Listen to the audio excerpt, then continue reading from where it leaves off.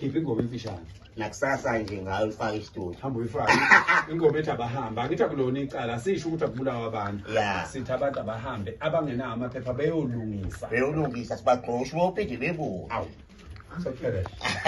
Ubani ufuna okunye ukukhuluma ngoba phela ukukhuluma kuphelele manje. Isiphelele. Akekho zoso umuntu oshesha ukuposta. Posta zoso ukuposta. Ukukhona manje. Usukhona. Posta manje. Awuposta manje Ndlovu. Awusuka. Posta manje. Phela manje yena Ya namba.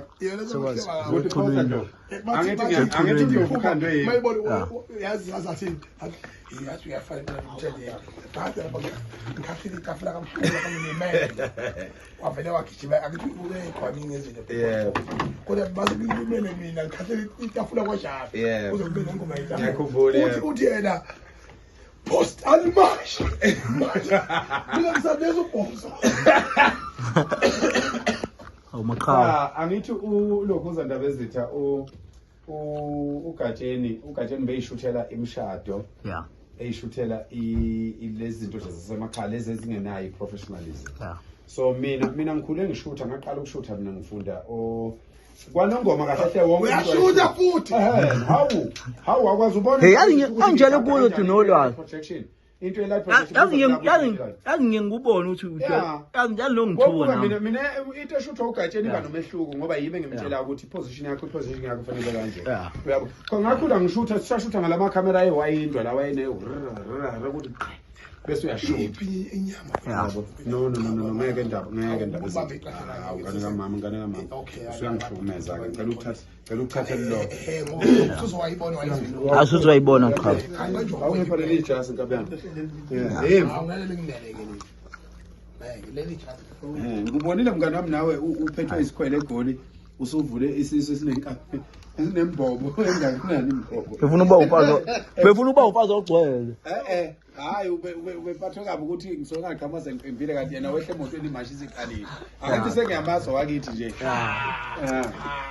hayi mina ngishoda ngasispeak hayi awudingi ukuziba indabele ayikho indoda enomfazi enesispeak yonke lezi zinja lezi enamasispeak impodo yini ngoba lukunjalo ayiningi la kuleli zona khithi ama-suspect hayi indaba zethu mana ngokuthi akuyona i-suspect lena ndaba nginembobo ufaka ilunga lomunye la mana indaba zethu ayikho indoda enesuspect kwaZulu umuntu onesixpack umfazi akanayo kathidi akaphakelwa umuntu ulambile lo muntu loyo ngeke wonke nje njengami yona imkahle ngiyapha kaka awunayo isuspect wena awunayo isuspect awuphakamisa chama imangango isuspect sesibuku komba ukuthi uyadla komba ukuthi uyaphila uyabona mina ngwalenza ngisho isigole sinengane engakamkhaya yazwana ngeke silunge kimi ngamandla ngutshela mina umuntu oqukula insimbi ithule zinganyakazi mina ngiyanyakaza ngumuntu mina ngeke isidwanya impuphu lesi hawu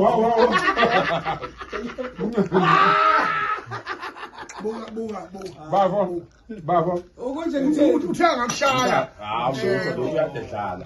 bedlala akushayi uyalonda abantu abadala uyabona mangingama lo muntu la ngithi bese ngithi nje ngezinto angayowela ngaphesha kwaleya moto leya akwena kushakazi yokusenzela manje ngikhona ukubuza ngikhokhela hawo ngeke umuntu athi wahamba ubale ngeke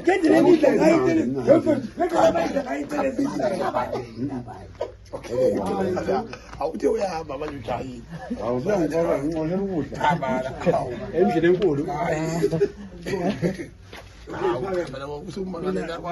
Ngiyanisapota kami nge-podcast lapha. Usapota ngenhliziyo. Hayi ngiyapusha. Uyazi ukuthi sifuna ngamasende kakhulu. Hayi laphana ukuthi nezintelezi. Manje inkinga yami nihlaba abantu. Amakholwa lithi libheka phansi ngilibona ukuthi ikholwa ake le.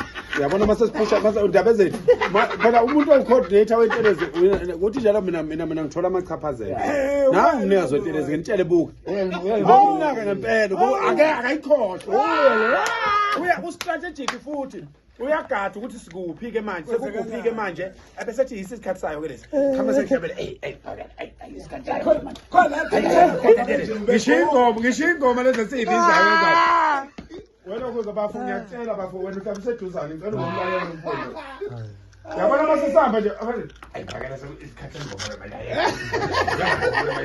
manje bayibhula ke mngoma manje Ngibonile khona Twitter phela lama masha kahle kufanele usikhiphe sine album la. Hayi ngempela. Kune album la.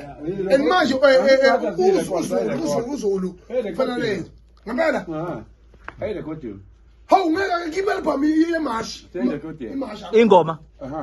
Zonke futhi. Hayi record you. Ubhula mngoma. Mshelele mshele wami. Wena recorded cassette. Yeah. Hayi. Manaka akanixoxele ngonyaka oyaseke. Akikho. Nawu wayibona ibize icishe. Kodwa ukuthi nalula le ndoda indala phela le. Nawu lo uzo hayi konyaseke. Jabeje. Kanti kwesizo. Ngiyamthethisa lethi yini wena uthi ingoma amakhosi ingosi. Uthi mina kaze ngisho. Lathi lethi. Hawu. Ubefitwe ngeke sozini. Ngoba sozini yafika nami nje. Yekho yimi. Ayangekhala direct. Ayalokazayo. Afike nami. Ngifika manje kodwa ke ibalani ukuqopha ke manje. Yeah. Akhuphe ilizwe lithi i-foreigners maziye kwi-campsite sigoduke. Then from there sifuna ikhuphe ngokwakhe umayor of the city and siyamnyanzelisa she's not going to march again. Then from there siya e-police station e-Fleet Street umastishi westishi salapha e-East London siyamnika i-memorandum kuzabe khona u-Home Affairs okokugqibela ngicela ningezibokheli iyaphela ilizwi lami because kunemane nyuka from e-East London police station siya u-chief magistrate lona uye athi ngoku umuntu ebanjiwe enganamaphepha yena amgrante ibail siyembuza uba wenzani sifuna athathe lo mboko u-chief magistrate atsho ukuthi akuzuphinda kunikwe foreigner ibail ebanjiweyo apha. Then siyo dispenser. Thank you so much. We may proceed. Sicela guys, please. Ingokheli from KZN zibe ngaphambili. Sicela nijike ngoku nithi because sizangena kwesi strato. Please guys. Please sicela ingokheli. Tathungizwe. Tata uphakela umhlabathi sicela nime apha tata bam. Then from apha siyahamba. I-marshals sicela nibambane please. Enkosi.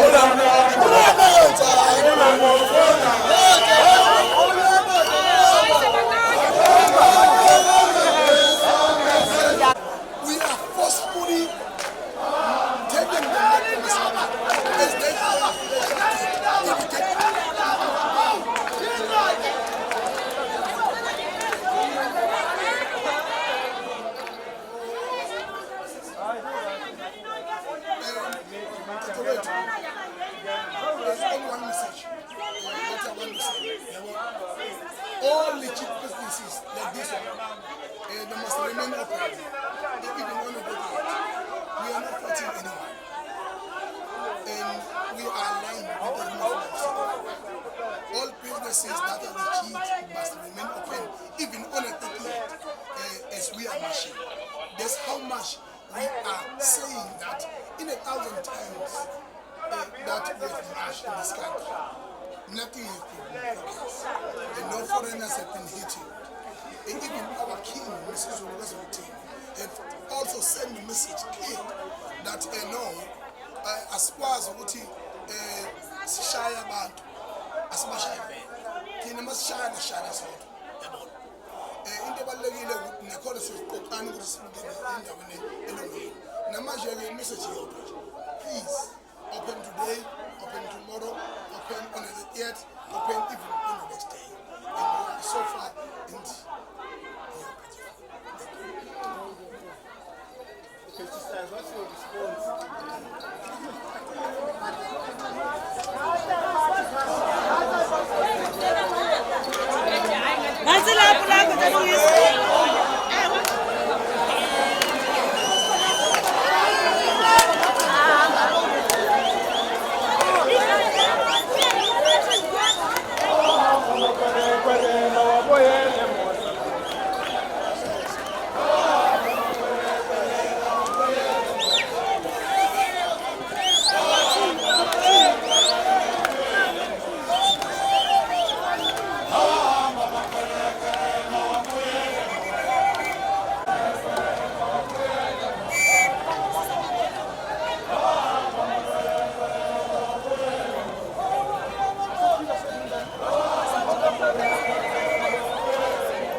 Masibingelele bafowethu yome khweqe yome khweqe yome khweqe yome khweqe awusuka yome khweqe yome khweqe yome khweqe awusuka lento izomele khweqe izomele khweqe masibingelele bafowethu njengamanje imashi ila Eastern Cape kwaGompo namhlanje umhla ka24 kuJuni liyabhubha Eastern Cape uGompo abantu base Eastern Cape abantu bathi bakhathele people are very tired. Into engifuna ukukhumbuza yona mbukeli lapha ekhaya ukuthi akakapheli ngisho izinsuku nje abantu kade beregister ukuvota kodwa njengamanje futhi basemgwaqeni banezikhalazo abakhalaza ngazo bafowethu kusho ukuthi ke ilezo zinto ke abantu nabaholi okumele ke beyibuze khona ukuthi kungani abantu bemashela ukuthi ngaba abantu bamashela ukuthi kade beregister ukuvota noma bamashela ini bafowethu iningi izinto abantu abakhala ngazo esengizwile nje la okunye kwazo ke lokho bakhala ngokuthi ke bacela ukuthi ke umeya walesifunda noma umeya waleli dolobha leli lakwaGompo akaphume nesinqumo namhlanje abafuni ngisho ukubanikeza memorandum amfuni ngisho ukubanika noma abafuni ngisho ukumnika memorandum bafuna ukuthi acacise akhiphizo lodwa ukuthi baxosha nini abantu abangena amaphepha ama foreigners kuleli lakwaGompo. So njengamanje khona ukubumba ke kwemashi okukhona le mashi iholwa yinsizwa eyisuka kwaKZN insizwa kongizwe Mthunu kanye ke nawo phakela umthakathi namalunga ke emasheni mashi ahlelele mashi la eEastern Cape kwaGompo njengobona nje liyabhubha kakhulu abantu bavala umgwaqo bathi ke abantu bayazi namhlanje it's a final, it's a deadline vele bayazi it's a deadline today.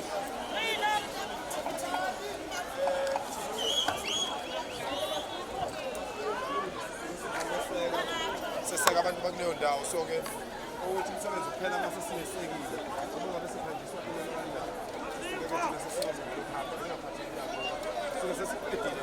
wena omunye ongazi angabona ngathi asenzile ukuthi njengoba sangaka ubuningi benu ibona benze uhulumeni akhipha amaphoyisa kanje ngoba ukuthi lesenza ikhona ubuningi benu ibona benza abantu aba-80,000 baseMalawi babe lapha nabalapha khona ngoba behamba nje sekuhambe 9,000 akuyona inamba encane 9000 abantu abaningi ngapha kodwa uma unganakile kuyibona ukuthi lento esiyenzayo iyasebenza sesiwinile ningabe sabulala lutho nje ningabe sathinta lokuliyeke noma lingavela phezulu likubuke liyahamba liyahamba kusalayo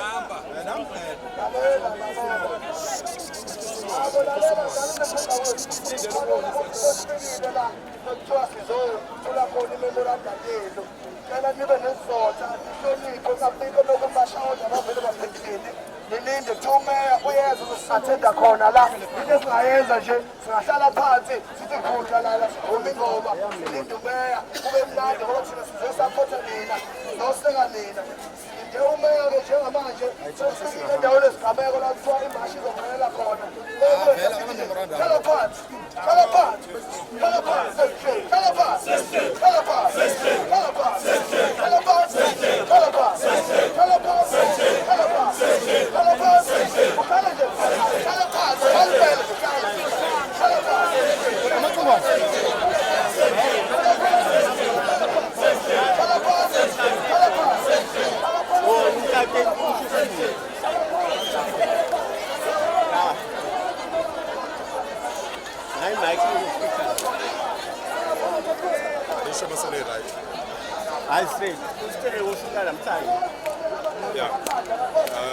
siyabonga kakhulu bafowethu bonke siyabonga kwabeyindaba bonke abakhona siyajabula futhi ukuthi nisinikeze ithuba lokuthi sikhulume sichaze bafowethu umsebenzi esizowenza la ukuzokweseka abantu abathi mabebona senza umsebenzi kwaZulu-Natal nabo bokuqala seza sazobalekelela ukuqala sizobalekelela okwesibili namhlanje ngoba basikhombisa abantu balapha ukuthi izwe labo balithanda so-ke into yokuqala emqoka bafowethu ukuthi kuthandwe izwe kufanele sithande izwe size sibadlula abaholi singagcini ngokuthanda abaholi ngoba abaholi bayashintshashintsha njengoba sibabona nje ku-social media beshintshashintsha sibabona emaphepheni beshintshashintsha thina-ke singabanikazi bezwe yithi iy'ngane zala ezweni uma ngabe abantu abawu-30,000 basemalawi bekwazi ukuphumela endaweni eyodwa njengalaphana eThekwini bangaki abantu abala ezweni kutholakala ukuthi bonke labantu abawu-30,000 abanawo amaphepha bangaki-ke abantu abalapha ezweni abangenawo amaphepha bekuyobonakala nini ukuthi kunabantu basemalawi abawu-30,000 abanganawo amaphepha so-ke lona laba bathi si-xenophobic laba bathi singama-tribalist laba bathi siqhuba ubuhlanga sizonda abantu bokufika nabo abantu abawu-30,000 eThekwini abanawo amaphepha akulona nicala lelo kungena ezweni okungelona lakho ungena amaphepha engekho so-ke kubo bonke abantu bakithi abathanda izwe labo abanendaba nezwe labo noma ngabe kuthiwa nithukwa ngaziphi inhlamba nibekezele ngoba nithukwa ngabantu abangenzi lutho nina nisukumile njengoba nibabona abantu bengaka basukumile bazothi uhulumeni asibulali lutho ayikho into embi esiyenzayo akekho umuntu esimbulalayo sithi sicela unake thina njengabantu base-South Africa izwe lase-South Africa linemali ngihlale ngikusho lokhu ngithi izwe lase-South Africa linemali linganikeza wonke umuntu wase-South Africa u-1 million njalo ngonyaka impilo yakhe yonke nalo usuku olunganqunywanga yibo abangahlangene nalo sebelikhiphela u-600,000 usuku olulodwa 600 million sorry 600 million usuku olulodwa ngosuku abanganqumanga bona okungelona olwabo abangazi ukuzokwenzakani ngalo sebekhiphe u600 million abantu eSouth Africa abawu70 million uma ungathatha u100 million unikeze umuntu ngayedwa eSouth Africa lowo muntu angaba malini ngaba imalini leyo so ke sithi ingane zakwethu asiqhubekeni sibe nomoya omuhle sethembeke siqonde singaphenduli lamamashi abe ngokuganga noma kanjani nitshelwa yimina noma kanjani izwe lase-South Africa lizokhululeka inkululeko yangempela futhi ningakhohlwa mase kufanele nivotwe ningakhohlwa ngoba ningalokhu nivotela abantu abanichaphazayo ayizondikaba ibambe khona thank you ngomhlaka-30 usuku olumnqamlajuqu umhlaka-30 usuku olumnqamlajuqu akulona usuku lokwenza izinto ezirongo akulona usuku lokushaya abantu akulona usuku lokubulala iy'tolo ngeke ufike uthi wena ufuna izwe libe right bese wena uyahamba uyotapa esitolo ngeke ufike ukuthi amandiya adayisa ama-chips anopoison phinde wena uhamba uyotapa isitolo esinama-chips anopoison akuwenzi umqondo lokho asihlakaniphe singama-South Africa leli izwe lizokhululeka ngey'nsizwa futhi ngiyobe ngikhona ngiyihola lezo y'nsizwa lezo wena mfana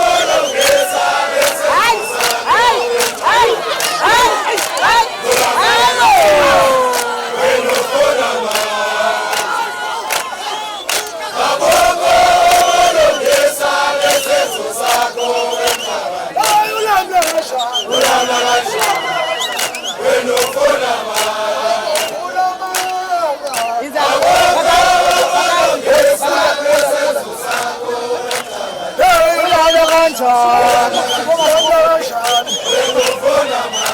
ufuna amafele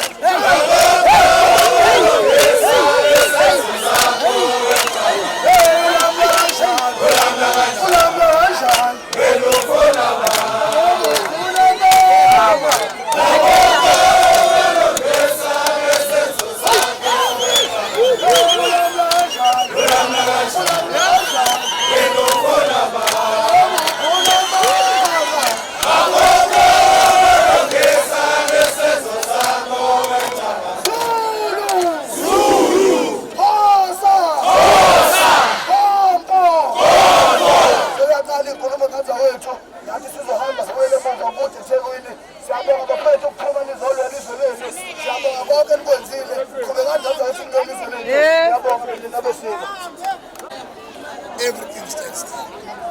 But all cities, if those foreigners haven't gone yet, they must identify a site like Durban municipality did. Because we must also acknowledge the city of Durban for the good job to give campsites for illegal immigrants that coming in their voluntary attitude so that they can go in peace. Because when you provoke people, you can't call that violent. When you are provocationally, you must expect a response. On the 30th, there will be no provocational measures. All we want is peace. And our government should listen to us. And we are demanding the president that he must pay attention, not do the same mistake that he have done in 2021 when he says that this is an ethnic mobilization. As I'm wearing my traditional attire, it does not mean hate from Tsonga, Venda, people. It means I'm proud of who I am. It's my spiritual ancestors. When I pray through them. When I thank through them as well. So it's important that they respect us. All the people and their ancestors here in the city of Ukombo, I wish them well, that they must achieve what Durban municipality have achieved. Thank you. Thank you very much. Khawula ngithi mhlawumbe ngodaba la 600 million olumemezele uMinister of Police mhlawumbe uthini ukuphawula kwakho kukhona ngomhla ka-30 uthena kuzospendwa imali engango 600 million for phepha nje komphakathi. Bekufanele athathe nje imali encane lapho aye pharmacy awuthenga amaphilisi esinus. Yabona leli sekela leli liphethwe isinus. Ngisho likhuluma nje uDoto odwa nje. The acting police minister is talking shit. And especially when he says that he's going to prohibit us to carry our traditional weapons. Yes. I think now it's time that we tell the whole South Africa that we know better our constitution more than the ministers that are being hired as the former chancellor of certain universities with no profile of any law.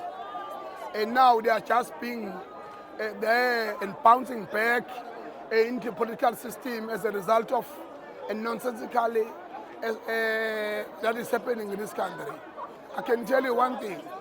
Wrong lo minister uyabhetha futhi into ayikhulumayo ukhuluma uDoti ngiqinisekisile ukuthi mina umhla ka-30 sobe siphethe induku sobe siphethe amaha wethu sobe sivunule basivunule njoba we have marched more than 1,000 times in this country and we remain peacefully. Ipurpose abantu bayazi noma bengalamba kangakanani but ipurpose bayayazi ukuthi we want illegal immigrants to go. We want drugs dealers and drug suppliers to go. Yes. And to go, if they can't go to their country of origin, they must go to jail. It's simple. And on the 30th, it will be a historical day and a peaceful day with a crying South African citizen saying one word, abahambe.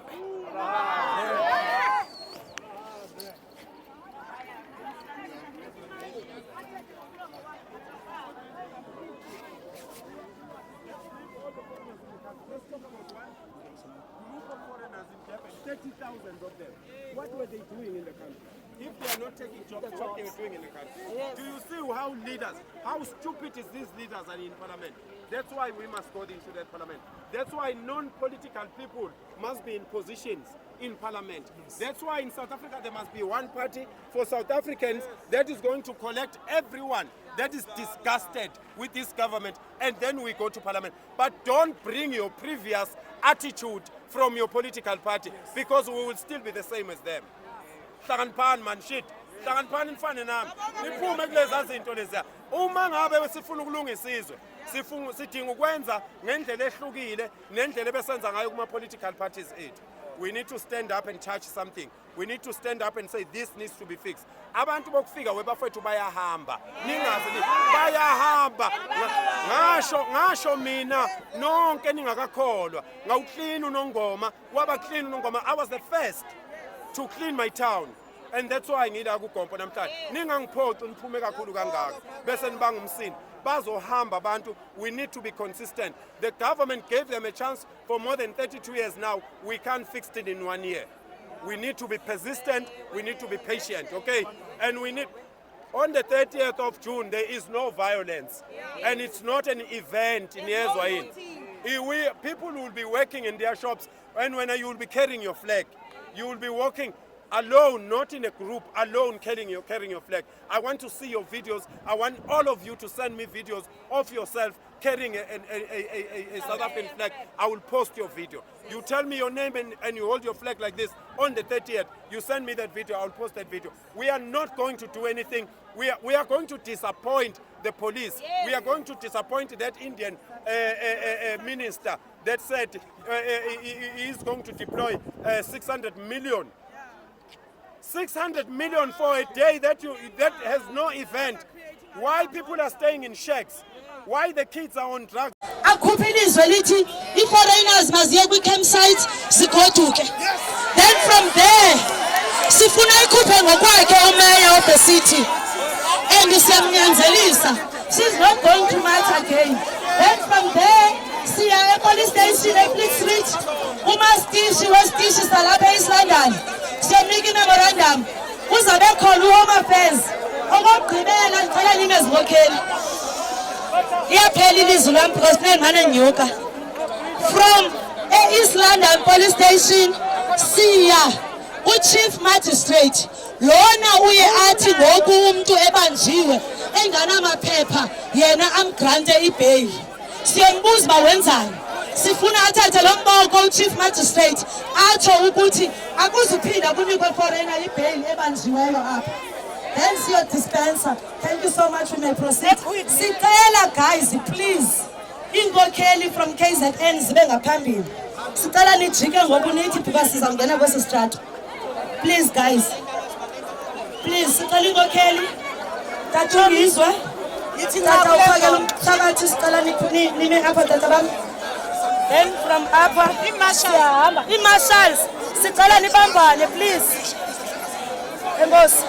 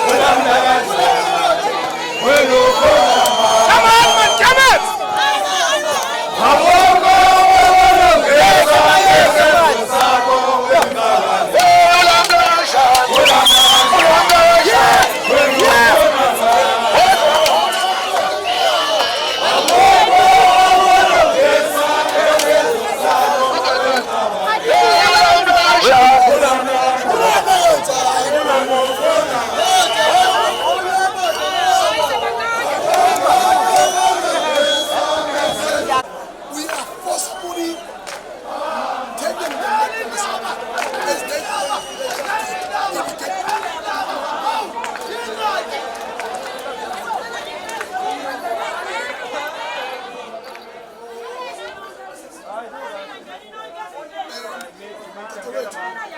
There's only one message. That's a one message. All legit businesses like this one, they must remain open. Even on the day, we are not fighting anyone. And we are aligned with the movement. All businesses that are legit must remain open, even on a 30th, as we are marching. That's how much we are saying that in 1,000 times that we have marched in this country. Nothing has been progress. And no foreigners have been hitting. And even our king, Mrs. Olugazoti, have also sent the message clear that no, as far as Uti Shaya Band, as much as Tina must shine a shine as well. In the Balagila, Nicholas was put on the anyway. Namaja message here. Please open today, open tomorrow, open on the 8th, open even on the next day. And we are so far in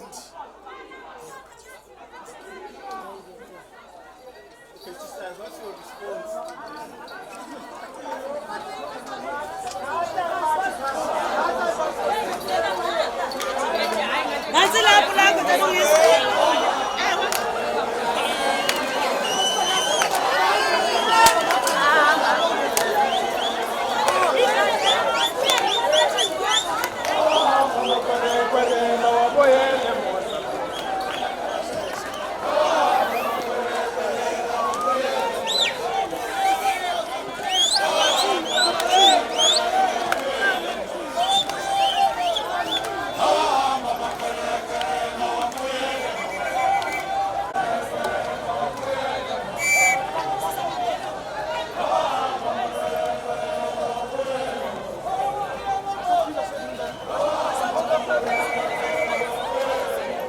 Masibingelele bafowethu yome khweqe yome khweqe yome khweqe yome khweqe awusuka yome khweqe yome khweqe yome khweqe awusuka lento izomele khweqe izomele khweqe